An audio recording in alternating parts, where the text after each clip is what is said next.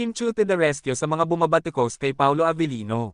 Kamakailan, naging mainit na usapin sa social media ang video na nagpapakita kina Kim Chiu at Paolo Avellino sa isang airport habang papauwi sa Pilipinas, kung saan pinagdedebatehan ng mga netizens at fans ng tambalang Kim Pao ang kilos ni Paolo. Ayon sa ilang kritiko, hindi umano naging maginoo si Paolo dahil hindi agad niya tinulungan si Kim sa pagdala ng kanyang mga bagahe at tila sa pilitan lamang ang pag-alalay niya na pinaniniwalaang para lamang sa show ng kanilang tambalan.